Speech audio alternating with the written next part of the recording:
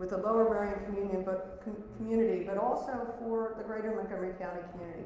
We lost an extraordinary leader, but I believe his legacy will live on in his thousands of students. If we could just take a few seconds for a moment of silence to keep his family in our thoughts and prayers.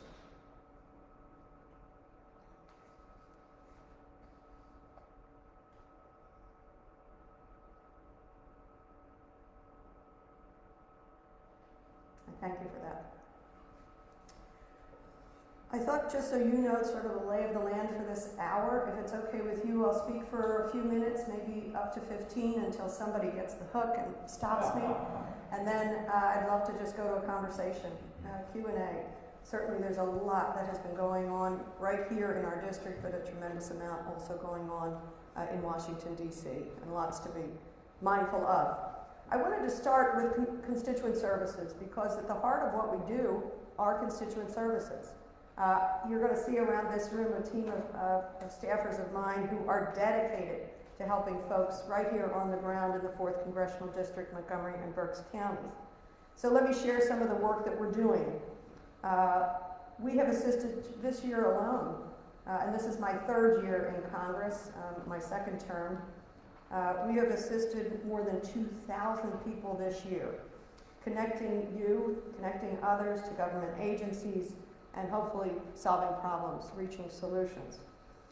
We've had nearly, since May, we started to have some in-person events, whether it's, many of it has been visiting small businesses, visiting possible future infrastructure projects, visiting communities. So we've had almost 60 in-person events since May. And we continue to serve people every single day. I hope you know that you can come to us. Times have changed. It's not as much in person in either our Glenside or Norristown offices, but we went immediately remotely, and I have to tell you that this team of people has served me and served us extraordinarily well, whether they are remote or they are in person. And so I thank them for their dedication. We know that at the heart of what a public servant does is serving constituents. When I get frustrated with what's happening in Washington, I say, who did we help today? Because that's really the meat of what we do. So I'm going to say a list of names. I'll probably skip somebody, but Kathleen Joyce is my district director.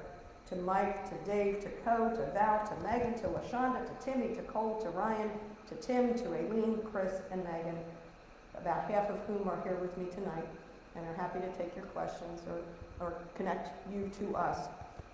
We take pride in our constituent services, and it lifts us to help people every single day. I thought what I would do is just go over the course of the last 3 major bills that I know you all have been following. And I hope what you will see is, even though you hear of the chaos and you hear of the division, and there's both of those things, I will not lie, that you will see also governing in these 3 bills. And so I thought I'd feature these 3 major bills for you. If we can, let's see here. Okay, here are the 3 bills. The American Rescue Plan from February, the Infrastructure and Investment Bill that you saw the President sign just last week, and then Build Back Better, which the House passed just the end of last week. So let me start first with the first bill, the American Rescue Plan, which we passed in February, the President signed in March. It's an extraordinary bill. It's a transformational bill for a few of these are just a couple of the highlights that I hope you are seeing come into our community. So you know that there was a need for continued direct relief following COVID, following the economic shutdown. $1,400 worth of direct relief. Very important and a huge part of ARP is vaccines and the distribution of vaccines. And I have to brag, Montgomery County has had the highest vaccine participation rate in the entire Commonwealth. The highest. I'm not surprised, but I am mighty proud of all of us for getting that is the key to reopening, the key to our future. Financial support for small businesses. You saw that restaurants in particular were very hard hit. Also theaters. So there was a shuttered venue program within ARP that meant a lot to whether it's the Highway Theater or Ambler Theater and many, many others. And these are just a few. Very importantly, you saw us struggle to make sure we got direct dollars to state and local governments as a result of their collapse, their revenue shortfalls following COVID or during COVID. So I was very proud that we got money directly to our communities, to our municipalities, to the state of Pennsylvania, and directly to our municipalities. And let me feature one other thing, if I can. This is transformational. The child tax credit, which I really call a family tax credit, which you saw is coming into directly into families' accounts on the 15th of every month. You don't have to wait until the tax year ends and then go claim your tax credit. This is coming in, it's transformational, and you've seen the statistics. It has lifted 40 to 50% of children out of poverty, which means it's lifting families out of poverty. This is generationally important. I think it will make all the difference in a rippling out effect in terms of our careers, their children's education, their health, and everything else. So I'm extremely fortunate to have been any small part of voting for that. Also, I think you've seen right here in our district that the increased premium benefit for those on the Affordable Care Act. It's making the premiums more affordable, and we're getting more people health insurance coverage. Those two things are two things I'm very proud of from ARP. That, along with the vaccine, has been, I think, remarkably important to us as we reopen and I hope grow in a better way. Bill number 2 that I wanted to feature. Everybody's heard about the infrastructure bill. We've all been waiting for infrastructure investment. I've been waiting for infrastructure investment probably my whole life, and some of these investments are literally that long in the making. So take a look at this. What we did here was with the infrastructure bill, which was signed by the President Monday a week ago. Go back one. The caucus. You're going to show Biden? Go back one. Go back one. Okay. These numbers are important. I wanted to take it down to the ground here in Pennsylvania. And so my able team here came up with graphics to show you. This is infrastructure investment that I consider the hard infrastructure that we all know about. So this is infrastructure, for example, on our highways, our roads, our bridges, our ports, our rail, all kinds of important infrastructure. Here's a Pennsylvania rough breakdown. It's estimated that we will have more than $11 billion for roads and bridges, roads and highways. You know how important that is. Since the Eisenhower administration, when we had the highway system investment from the federal government, this is the greatest investment since, and it's long overdue. I'm proud to have been a part of it. $2.8 billion for public transportation. Our mass transit, really critically important to make sure that every one of our communities is more commutable, more workable, and also it'll be more efficient. Less congestion on the road as we do that, as also hopefully healthier for our communities as we invest in more transportation. Safe drinking water is critically important to our community. So as you probably know, we have the issue of PFAS water contamination. I and many others on the Water Caucus fought for infrastructure investment directly connected and dedicated to clean water. Whether it has to do with lead pipes or PFAS water contamination, this is overdue investment.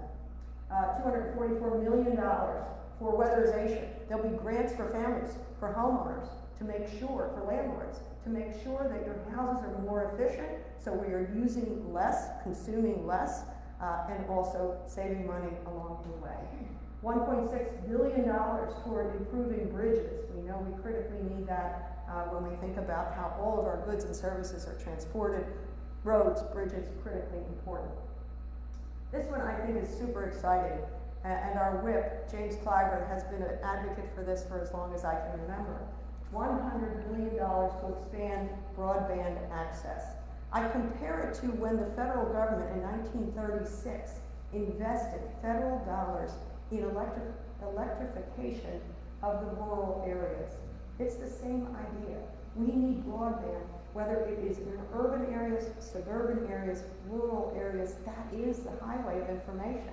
So we owe it to our communities to make sure we do that. And Whip Clyburn was the greatest advocate for that. And here we see it actually happening. And finally, very important, $355 million to modernize our airports. And here in Philadelphia region, critically important. I wanted to say just on the ground, what you might think about is think of our roads, our bridges, Route 422. I think of expanding our rail lines. I love the railroad. I happen to ride Amtrak and love our passenger rail with SEPTA. So those kinds of things are going to make a meaningful difference as we reimagine our older rig suburbs in the Philadelphia region. And I'm also very excited about the clean water. Final bill. Here we go. Oh, go back. Go back. Here we go. There's Joe. Joe came to caucus.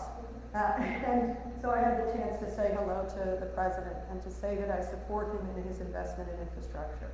And I support him in his investment in our children, in our families, in our seniors, and in our planet. And so the third bill is the Build Back Better bill. These bills really were an important part of President Biden. You heard him in his inaugural address. You heard him in his State of the Union. He wanted to make sure we were passing legislation that dealt not only with COVID and the hardships that families are suffering, but also that look to the future. And so while I look at the infrastructure bill as something that is about investing in our past and in our present, I look at this bill, the Build Back Better bill, as investing and reimagining our future for our children, for our families, for our seniors, and for our planet. So here's some of the things in it. Oh, I didn't see this graphic complete. It's quite jazzy. Okay. Building Back Better. It is investing in our children. For the first time in 100 years, we're expanding public education to include universal pre-K for our 3 and 4-year-olds. We know that what we can do in terms of the sponges that are these children, they're so smart. When we get to them early with quality education, you set them on a much stronger footing. I say this as a grandparent watching these kids. I can't believe how smart they are. But when we understand that we need to educate the children and then set them up for equality, of course, kindergarten through 12th grade, we know that all of the outcomes are going to be better. Everything we do, every dollar we spend toward education reduces dollars toward some of the very negative things that come around in our society. So I'm very excited about that. Let's see here. Universal paid family leave. Sadly, we're one of the last countries, developed wealthy countries on the planet, not to offer that. So I was pleased that we were able to tuck in 4 weeks of paid family leave. Trust me, I don't think it's enough, but I think it is important that workers have that flexibility. Extension of the child tax credit, negotiation of prescription drug pricing. Again, just a start with 10 drugs only, but an important cap on insulin. No one will pay more than $35 a month for insulin. And we have seen the extraordinary gouging that has gone on there. Hearing aids, hearing care for seniors. It sounds strange that I even have to say that. Can you imagine that Medicare doesn't include that? We weren't able to get dental in, we weren't able to get vision in, but we did get hearing in. I hope that the Senate sees the wisdom and the justice in that.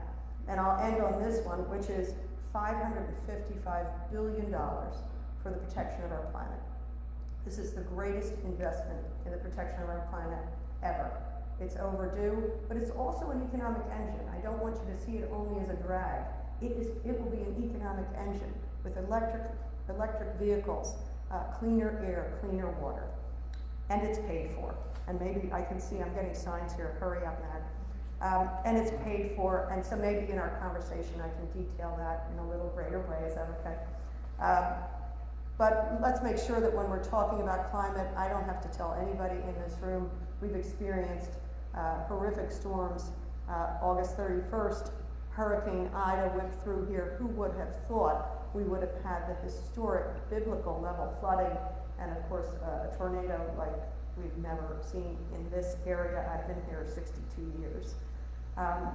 We were devastated, but I hope you see that fortunately the president took note, the governor took note. We have found FEMA relief. We have SBA also supporting FEMA. And so Montgomery and Berks counties, I have to tell you, we toured all around. And something that struck me, and I said this every time I went, I saw people who lost absolutely everything, whether it was in a flood or the tornado. And you know what they said to a person? They didn't talk about their losses. And we were literally standing there with their wet things all over their yard on tables. They did not say, woe is me, or I feel terrible about my losses. They said, I can't believe the strangers, the neighbors who came to help me out, to dry out stuff, to throw out stuff, to save stuff, to rebuild. And so that really, to me, is a reflection of this area. We are an area that is a community. So I hope you'll see that with this disaster, we brought millions of dollars for individual assistance, for housing assistance, and for other needs. I'm going to close because I think we'd rather take it to questions sooner. But let me close on this, and then we'll open it up to conversation. Two things.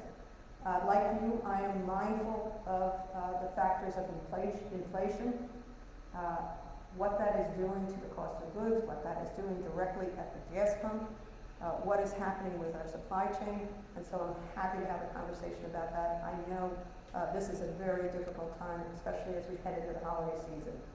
But then I'll end on this note and then leave the rest for conversation, which is, it is the season of Thanksgiving. This is my favorite. What is that? What have you done? You said there was going to be something here. This is a joke because I'm not known for my cooking. My sons would say, oh no, she is not a cook. But this is food I love to cook. This is when I shine. I love Thanksgiving. I love all the food connected with Thanksgiving. Sometimes I even cook another turkey the next day. My kids think I'm nuts, but this is ridiculous. But really what I love about it is the chance to be with family. To, of course, eat this good food, and it's too rich and too many calories, but to be with family, to be with friends, and to be mindful of our blessings. So I am blessed to be with all of you. I'm thankful for this work. I'm thankful that you would take the time tonight. And I hope you all will have a fantastic Thanksgiving. With that, let's open it up to you guys and to questions. Thanks. I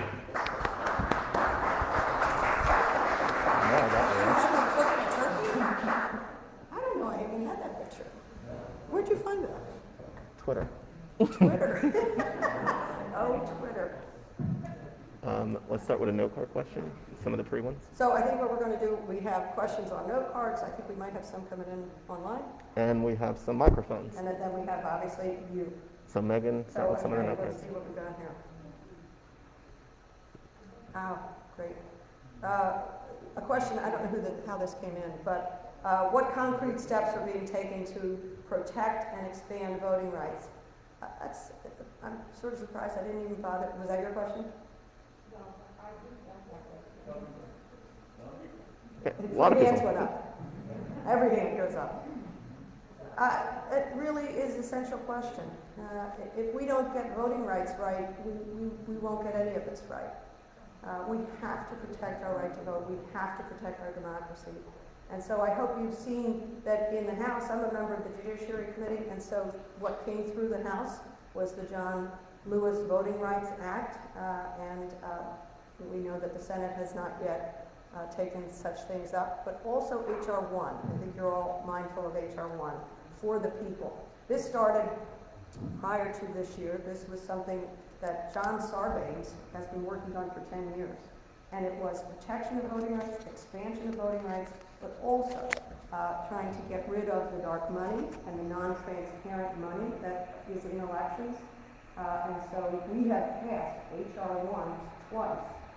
And what he has tried to do is put that together next to the John Lewis Voting Rights Act over in the Senate. They are in negotiations around it. I talked to Sarbanes, calls me weekly with his updates on where it is going. And there's some resistance, I have to say to you, sadly. There's some resistance.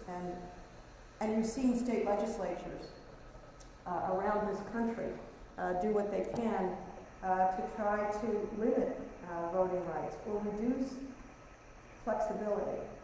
Some of the crazy stuff around when people reducing polling stations, reducing early voting, reducing how you can drop off and who can drop off your ballot. Your question is the most fundamental thing we have to do. So you have a House and a caucus in us that will continue to fight to protect voting rights until the very end. if we don't protect voting rights, we will not protect our democracy. It's simply that simple. Would you want to follow up on that? I mean, if we have so much resistance in the Senate, then all of your work is, to some extent, for nothing, unless we can get after legislation. So what other measures can be taken, I guess in my mind, to mobilize constituents in the electorate, to go out there and do it? Because that's really the only, this is my mind, the only way we're going to really see any sort of productive legislation that's based upon, voting rights. Tell me, what is your name? My name's Mark. Mark? Mark just said, just for the benefit of those who might be listening in, what else can we do? We have such an obstacle in the Senate. What can we do as citizens? What can we do as constituents to make sure our voices are heard and to stop that block? I think there are multiple things we can do. Number one, elections matter. With this slim majority in the Senate, obviously the majority in the House is very slim, 4 votes. That's why you saw sort of the torturous movement of legislation. The slim majority makes it very, very difficult to govern. With the Senate, it's 50-50. Elections matter. We have to vote more folks who believe in the protection of our voting rights into the Senate. We also have to take a look at the filibuster. We have to remove the filibuster. Our founding fathers didn't think you needed a 60%, 60 senators to pass legislation. It was supposed to be around a majority. So the filibuster is sadly a vestige of Jim Crow America. It was to satisfy some Southern representatives, to give this cushion of 60, and now we see it used so perversely to not protect voting rights, to be an obstacle to voting rights. So we have to do something about electing more folks who believe in protection of voting rights. We have to do something about filibuster, either reform it or remove it, because the Constitution shows us other times when a majority, a supermajority I should say, is required. One of those is impeachment, and I honor that. They said this is such a critical thing. You shouldn't be able to do it easily. You need a supermajority to impeach someone. And so we should not allow the Senate to continue to use the filibuster when a simple majority should be required. There are conversations going on to see if we can't get at a minimum a reform to the filibuster in the Senate for the issue of voting rights, so that we would go back to 50-50. Yes? Quick follow-up. Is that sustainable though, assuming when Republicans take control, let's say in the next election? Would it be sustainable that you can pass that legislation that you retain in future Congress? I'd like to get it passed before the next election. I'm sorry? I'd like to get it passed before the next election. Well, And I want us to make sure we get more. Is it sustainable beyond the next election, assuming the forces of the Republicans are able to take control? Well, if you got it signed into law, absolutely. If you got that measure, voting rights, HR 1, HR 4, signed into law. And then it can be undone. And we've seen, we're sadly up against a Supreme Court that has eroded voting rights. We not only have legislatures, but we have the Supreme Court and the Shelby decision and then a more recent decision eroding the Voting Rights Act of 1964. That's why it's up to Congress to make sure we do something about it, and we have to recognize the obstacle of the Senate. But I thank you for that and focus on it. Let me go back to your base question. What can constituents do? Raise heck with elected officials, whether they are at the state level who are trying to pass legislation that would actually curtail our voting rights, like we saw back in 2012 with voter ID, or the things that are going on in states around the country, but also write to your senators. Write to Senator Toomey. Casey's already with us, but write to Senator Toomey and say, this is critically important as you complete your term. Wouldn't you want to do everything in your power to protect every Pennsylvanian's right to vote? So your voices matter. Your emails, your letters, your voices, your op-eds, or letters to the editor, they matter. Question. Go ahead. Want to go to Mike? Mike? Right here.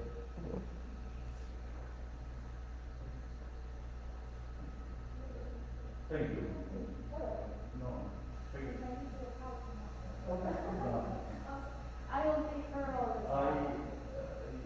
ogni anno start e gli avversari americani.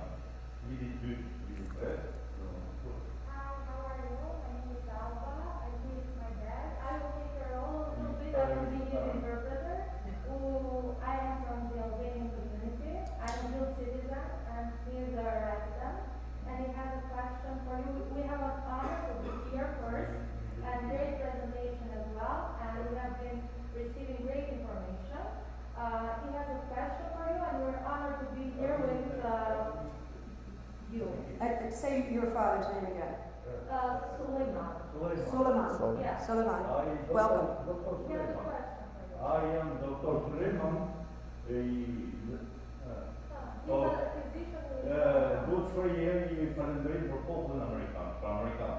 Zo doe je het aan toe. He has been here only for 2 years, but he appreciates the diversity, culture, and Praat dat the TV. culture of the Democrats. I worry that others won't hear, so when you, if you could say a couple of sentences and then take it to you, so those who are listening in could hear. Okay. So he has been here only for 2 years, but he is really appreciative to the culture, welcoming culture, to the diversity, and the culture here in the States, and to the Americans as well. And we know that this is a column to the Democratic Party as well. Welcome. Ja, voor je dit eerst het president Wilson is eigenlijk de losse gevangenis geweest voor haar Singapore. And going back in the history, President Wilson has been telling us a lot for our country, Albania, for our independence as well. Ние non che americano rivendono ma loro passaggio di comunismo. And then in 1990, we were able to have democracy, because we didn't have that before. We had communism. We had like 50 years of communism. Pastaj ishte presidenti Clinton me Martin O'Brien, I cila padë për akush parlamentarë që kanë që vendosën sprimin e pjesës së Kosovës. And then you all know that Kosovo and the part that President Bill Clinton played and Madeleine Dean about that. And he used to be a senator in his own country, in Albania.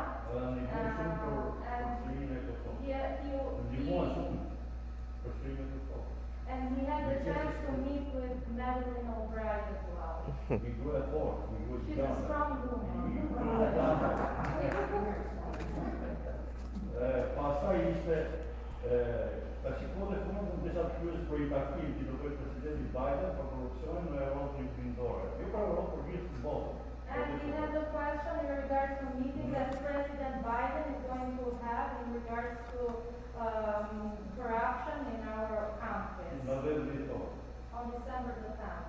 Sepse Shqipëria si pjesë e Ballkanit si vend shumë i korruptuar dhe kjo do të ndikojë. Sidomos ambasadorja e tij në Tiranë do ndikon shumë për këtë korrupsion. Duhet të jetë mua. Yeah, and we wanted to be thankful for the U.S. ambassador in Albania, Ms. Yuri Kim, and she has been really protective and supportive. And I wanted to let you know that the United States is not only helping our community here in the States, but even abroad.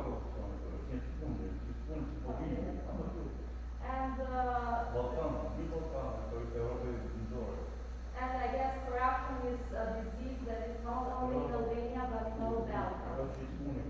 Well said.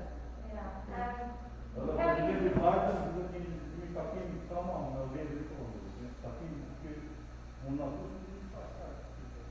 his question is, are you aware of this meeting on December 10th? And is there any other information that you can provide us in regards to that meeting that President Biden is having? Thank you. Oh, I thank you. I'm going to wander down here. Is that all right? Sure. Can I wander down here? You sure can. We have a few more no-call questions, but yeah. we And can you're do it. Suleiman? Yes. And what is your name? So I just thought, I don't like being so distant. Is that loud enough? It sounds too loud. Is that okay? Can you hear me in the back? Yes, thank you.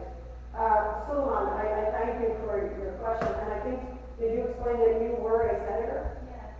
Thank you for your service in Albania. Wow. Thank you for your service and your remarks about Madeleine Albright. I wear a second pin every day, very much she wore pins, she wears pins, and she said she uses them as a diplomatic tool. And so I'm wearing this one, and I'm thinking of Baldwin, and I'm thinking of turning over to Lee. But I once had a conversation with her, and I wrote her a note of thanks, and she wrote me back, and she spells her name the same way I spell mine. She pronounces it Madeleine, I pronounce it Madeleine, although I answer to anything. And so when she wrote to me, she wrote back and she said, you know, with my thanks from the other Madeleine. But she is an extraordinary woman, and she continues to advise us and our caucus and our Congress. As to your direct question about December the 10th meeting, no, I did not know about it. But now you know that my staff knows about it. And so we will get whatever information we can, and we'll take your contact if that's all right with you both. You got We do have your contact information, so we can get back to you. Thank you. So, no, I love the opportunity to learn more about that meeting and to see what, if in any way, I can be any facilitator between you, the White House, but also, of course, for the important conversations around public independence and anti-corruption. So thank you. Thank you for your participation. Sorry. Not at all, not at all. Are we going to audience or cards? Thank you. Here we go.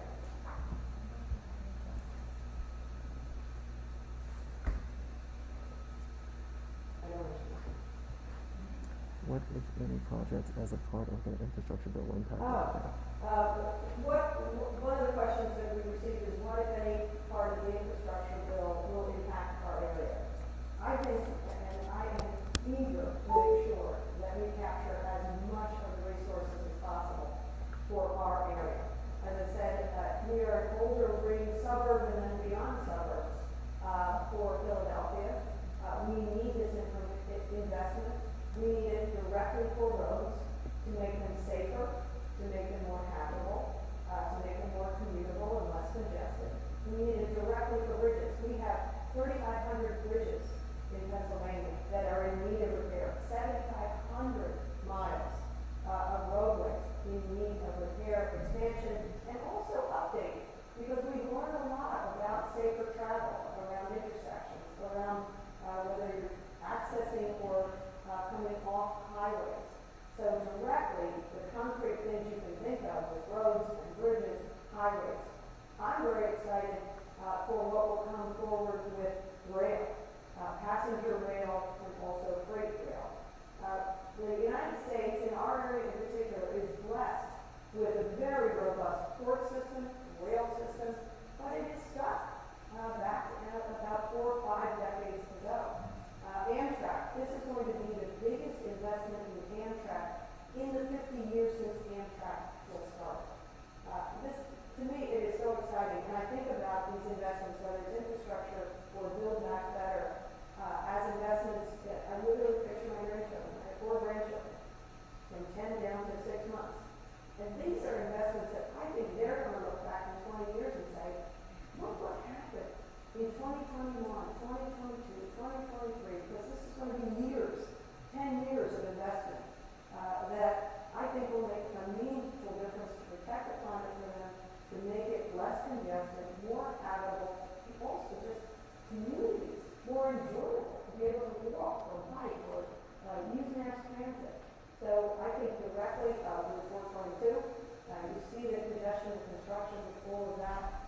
I think directly of rails and ports. I do think COVID taught us with broadband. When we had to send all of the children out of the schools, we saw in our suburban, affluent, so-called affluent communities that did not have connections.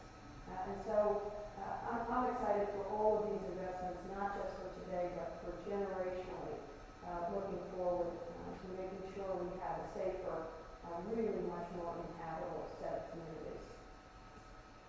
Go to the next one here. Let's try the audience. Let's try. Let's take the audience. Mike, who would like to ask a question or make a comment? Anything you want to talk about is fine with me. So we've seen recently through the kind of Virginia gubernatorial election how important voter mobilization efforts are. So kind of from a messaging perspective, how important or what are the ways that you and the public and activists can highlight the accomplishments of the administration as opposed to like the Republican smoke screening and negative kind of rhetoric around the economy about potentially like more superficial measures of the economy as opposed to the actual progress of the administration. Tell me your name and what do you do? Kyle, I'm a college student. Where do you go to school? I go to Union College in New York, Oh, fantastic. What do you study? political science administration. There you go. I'm feeling time. It's good feeling. And I'm a former professor and a mom, so I love college students. Thank you. Please soak up your education in Build Back Better. I was fighting for community college tuition. We weren't able to succeed in that. We were able to increase tolerance. So I'm very excited about that. Getting more people access to education, also tuition for HBCUs. Thank you for the questions. Democrats are often, this is not a political town hall, this is a legislative town hall, but Democrats are often criticized for our failure of messaging. But I hope, and the reason we took the focus that we did tonight was to say, even though you hear a lot of noise, that there's just utter chaos, utter confusion, polarization, nothing's getting done. I want to be back on that and say, actually, this is what governing looks like. It's not pretty, especially when the margins are this slim. This is the sausage making. It is not pretty. But I am so proud of the values that those three bills espouse. It's for the many. It's for the children. It's for the poor and the hungry and the homeless.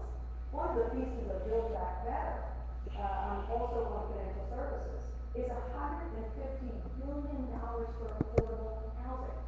We know right here in Montgomery County, we have seniors on waiting lists, thousands of people need seniors on waiting lists, which sounds like an oxymoron to me, for affordable housing.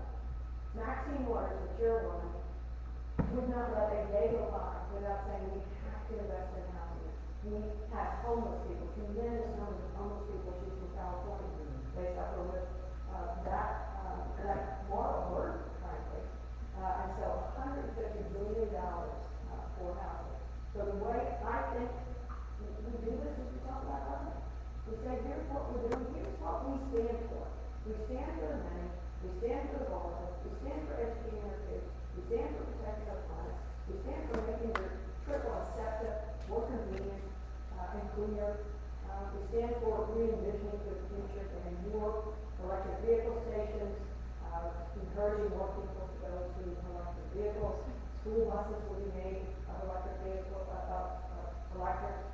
So I think we're not good at it. Maybe you as a student know better than I how we do better. But I think we just say, here's what we're doing, here's what we stand for, here's how we're governing, and here's how we're trying to use our resources to bring good, the good of the many. It's a commonwealth, right? We're supposed to do this for the good of the many. And so that's what I'm excited about. I'll just try to keep talking about it. If you have better ideas on messaging, Kyle, I want to know. Thank you, your answer was just fine. Another from the audience? Because you guys came all this way.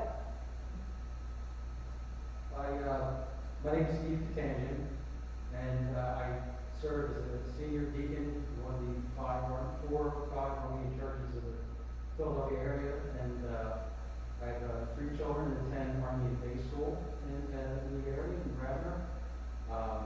And I really wanted to take this opportunity first to say, as a descendant of the Armenian genocide, to personally thank you in person for officially recognizing the Armenian genocide in the fall of 2019. And today I'm here to ask you to also support House Resolution 240 calling on Azerbaijan to release all POWs and captured civilians. It is important to also mention that the release last month of Pandora Papers, the world has learned about the corruption in Azerbaijan and the illicit wealth of the Aliyev family who spent billions in an attempt to whitewash their genocidal acts. It is disgraceful that oil-rich Azerbaijan received over $100 million in U.S. military assistance during the prior administration, which it used against the Armenian people in the war Azerbaijan lost. I ask that you please stand with Human Rights Watch, American Armenians, and join fellow Democratic co-sponsors Congresswoman Weil, Congresswoman Scanlon, and sign on to HRES 240, introduced by Adam Schiff in March of this year. Thank you. And you're Steve? Yes. Steve, thank you for that. Thank you for what you bring to our community. I was pleased to be a part of the resolution recognizing the genocide. Long overdue. And I will certainly look at HR 240. You have your contact information. I will make sure I have reviewed it. I know Adam Schiff is a leader on this, and I respect him tremendously. So I don't believe I'm the element. Who's Chris, are you? I'm not on that yet. So we will, I thank you for highlighting for me. Yeah, there's over 100 POWs.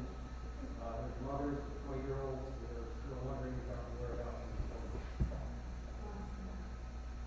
Thank you. How long ago did you come to the country? My parents were born here. But my grandparents came here in turn of the century, 1902. Or thereabouts. My grandfather came in 1914. And in fact, I wrote an article about my grandfather right before Biden officially recognized the genocide from the White House statement, which was the first that the Armenians and Jews were. Unfortunately, it seems like a year or so later, we're paying the price as well again.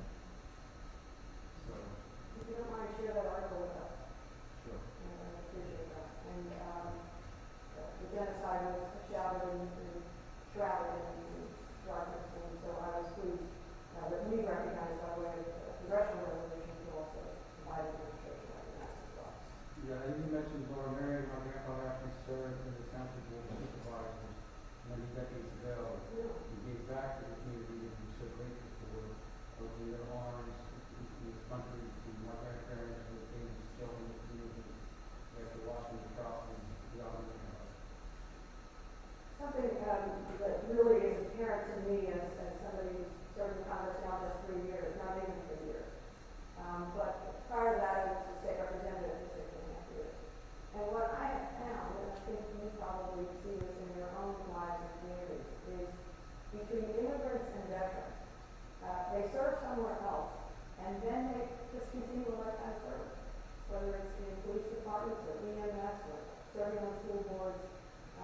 There's an appreciation for that which they've been given as immigrants in terms of opportunity, but veterans has continued that as well. So I'm lifted out by stories like the one that I saw.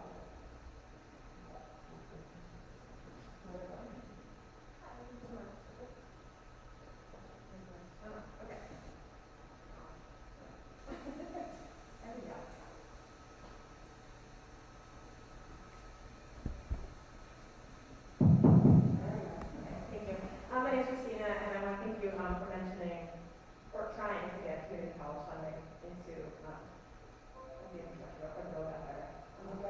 I think that's important. It's a shame it didn't get in there, but I just want to highlight HR 2107, which is the Affordable College Textbook Act. The Affordable College Textbook Act. Yeah. And just as other ways to look at reducing costs for college students. Obviously, students need access to their basic needs, but next on that list is access to their course materials. And so that's led by Senator McDermott. They've been introduced it in multiple conferences, but it's up again.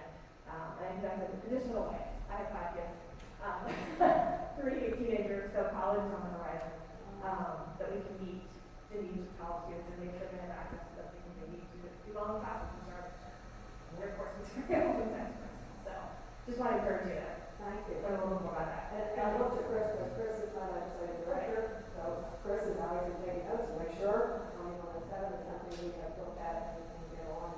And we'll follow up, and please, we have your contact, so we do want to follow up and tell you one way or another what we thought. And your daughter 5? Yes. Oh my gosh.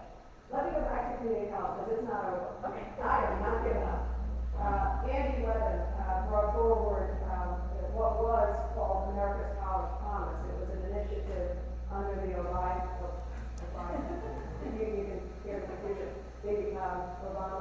administration years ago.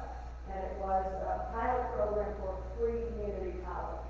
And I seized on that immediately. As I said, I'm a mother, I'm a grandmother, but I was also a professor for 10 years at LaSalle University.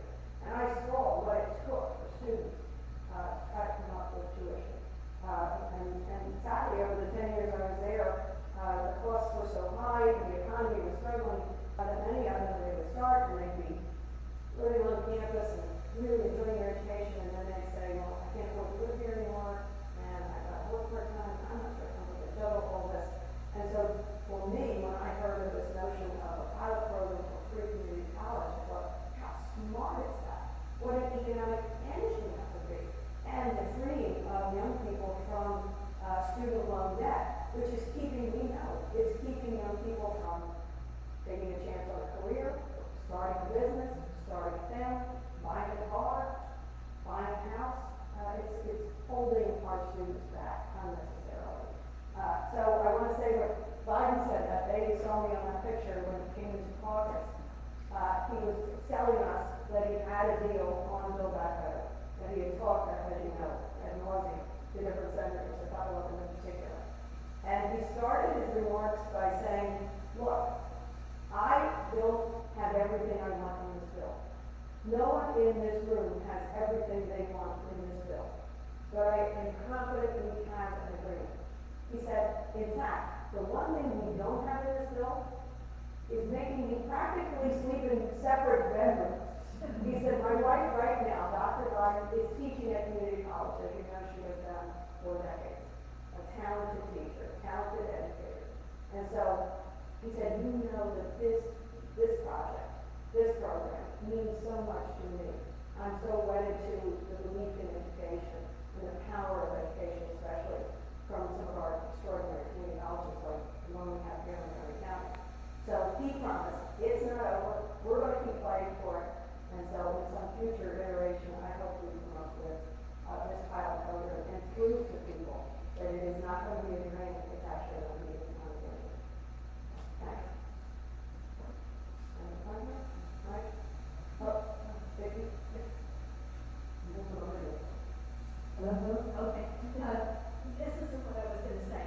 Hi, Vicki, how are you? I am fine, thank you. But piggybacking on, right, interest rates, input interest rates. Yeah, written down. Oh, okay. Yes. So that is, and I'm still, good ones, done this, but probably 6, 7 years now. Okay. Anyway, getting back to Build Back Better infrastructure, and messaging. Okay, this past election, the one thing I heard, I was at the day of polls as both a committee person and I was running for office. And I heard from so many people complaining about, these were registered Democrats, complaining about Democrats fighting, in the Congress. And I tried to put it, good face, like, oh, well, they're working things out, we're a big tent, a lot of diversity, working things out. However, 4 weeks of paid family leave. I mean, that's better than nothing, but OMG. And now Manchin is saying he won't support the bill because of that. What can we do? And one other question that I don't know if you want to answer this, I grew up in Maine, so I'm very concerned about Jared Golden not even supporting the latest bill. All good questions, Vicki. Thank you for your service. I really thank you on that. On interest rates, I'm completely with you. Student loan, especially federal student loan, should not be 36, whatever percentage. If you can buy a car for 0% or less than 1% interest, how investing are we making money on student loans at the federal level? We should not be. So that's something that I and my team have been arguing about, fighting for reduction of interest rates. And as I said, we want to make college more affordable for everybody. Interest rates is one of those areas. On messaging, what I would say is people have busy lives. So the media loves to talk about, the conflict and the fighting and the infighting and what date will this bill pass. I can't tell you the number of times I walk up the floor and media person after media person, and we're talking about generationally transformative investments. These are not one little bill, 2 little bills. Any one. If we had a standalone bill that was around home care for seniors, that would be something I could be proud to vote for. It's can go back better. But the media gets, I have to tell you, very concerned with, or it's more exciting to report on what day will you pass it, who's in, who's out, who's fighting, who's backfighting. But take a look at the final vote on Build Back Better. You would have said, oh my gosh, the moderates are in the way, the progressives are in the way, happen to be both in the Progressive Caucus and in the New Democratic Caucus, on like three worlds, and in the Democratic Caucus. But at the end of the day, literally at the end of the week, Saturday morning, we passed a bill with every single, across the spectrum, with the exception of the one representative, we had everybody there.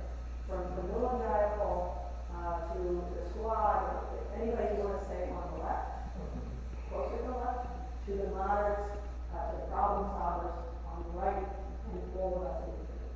So what I do think people want to look at is what happened. What was the vote? It wasn't so narrow that there was this hardened left or hardened right that said, I'm not with you. We were able to sum it up, and it took a tremendous amount of talking and negotiating. Nancy Pelosi, I don't know how she did it, but the leaders of each of these caucuses worked, and we saw them working in the media. In the end, everybody but one said, yeah, this is the right direction for us to go. So, I know it's popular to say Democrats just can't get along, can't get back together, but I would contrast that with, look what we did good. Look what we did to govern. Look what we did through this past year, through COVID.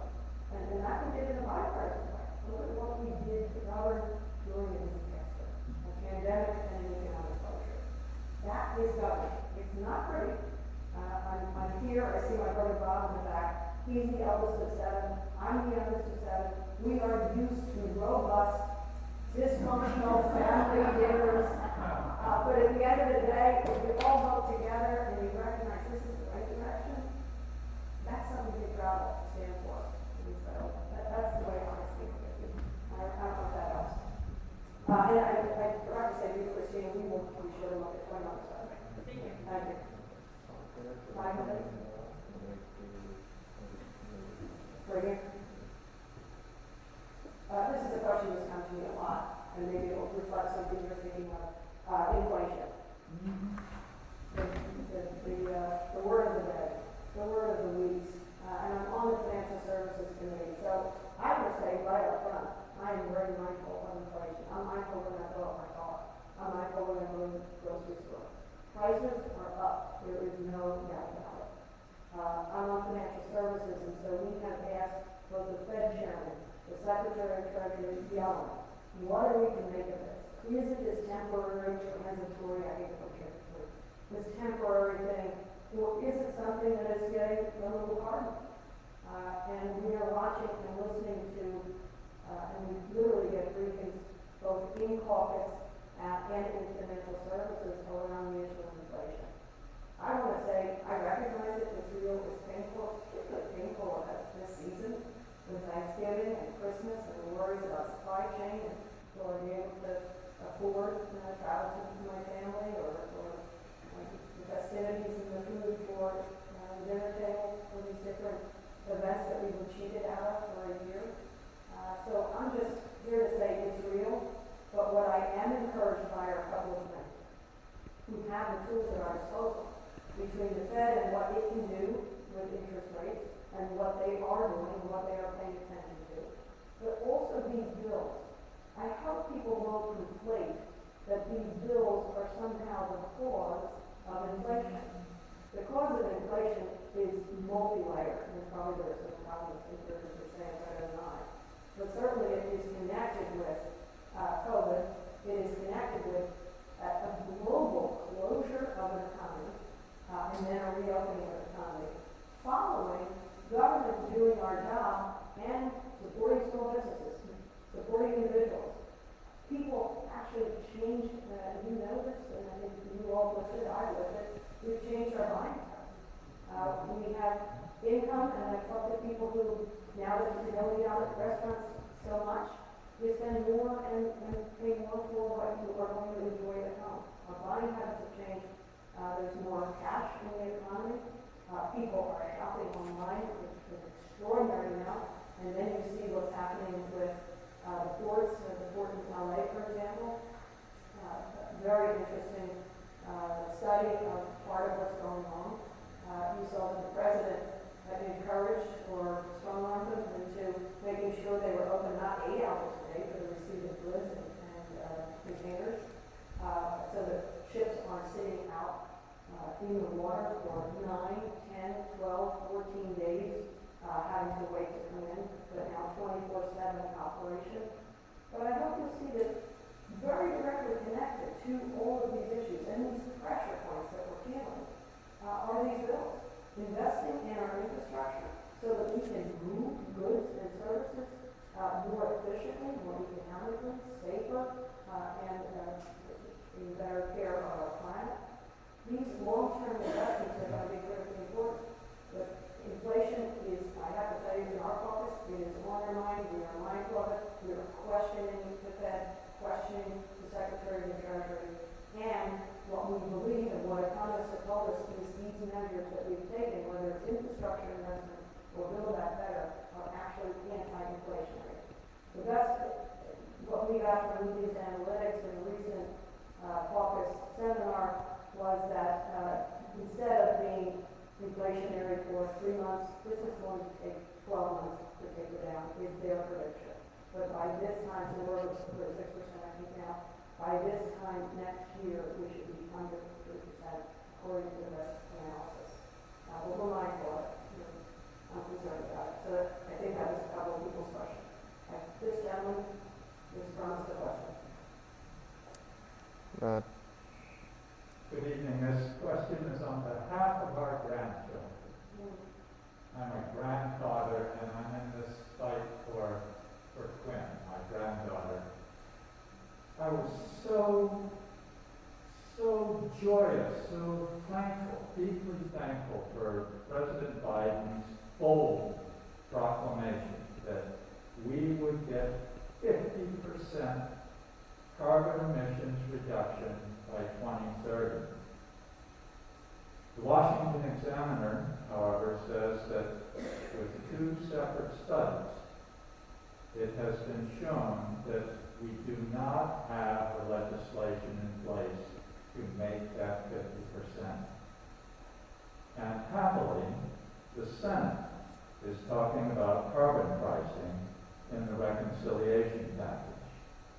So when the reconciliation package comes to the House, for the House, Senate, Final reconciliation. What's that? Final reconciliation. Yes, exactly.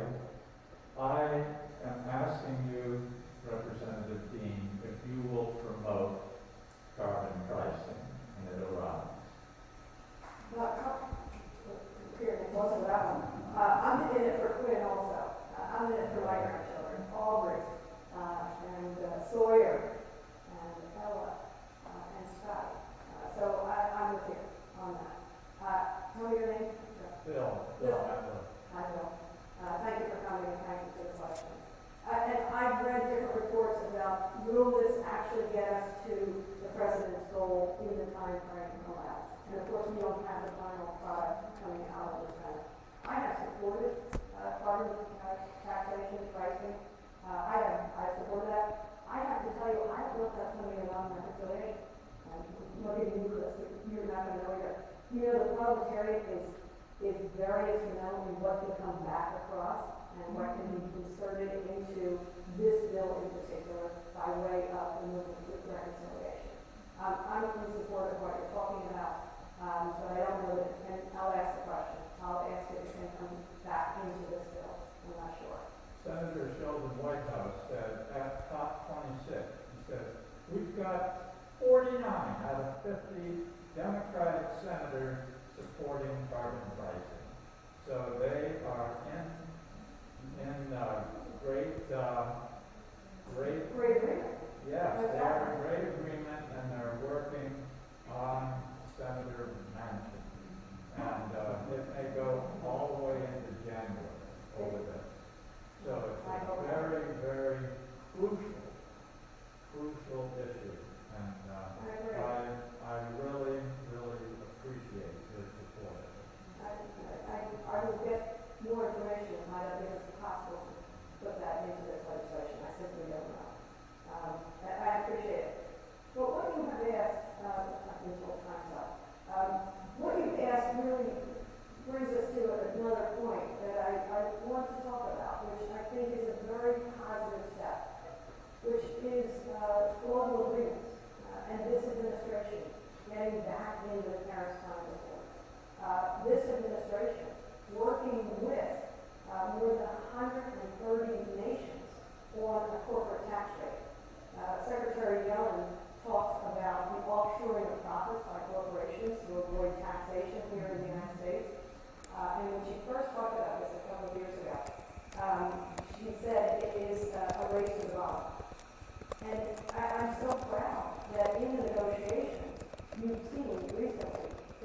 130 nations agree.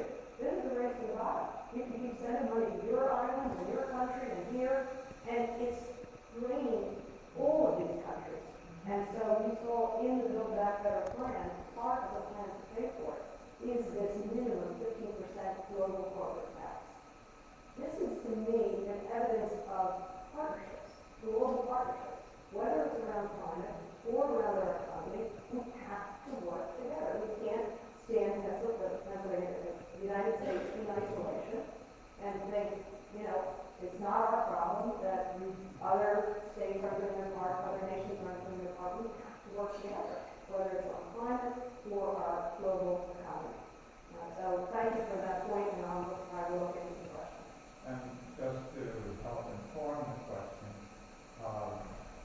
Chairman Wyden of the Senate Finance Committee has ordered a draw of the legislation for carbon pricing and reconciliation act. Oh, okay, that's great. And I'm partnering with him on another bill, Main Street. Very good. So yeah, he's a very good guy. White House is good for that. Yeah. Thank you. Thanks for raising it. Thank I you. think I've been told that's it. I got the hook, right?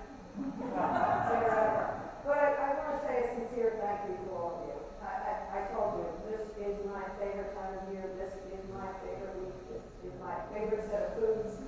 But it really, for me, is a time to reflect and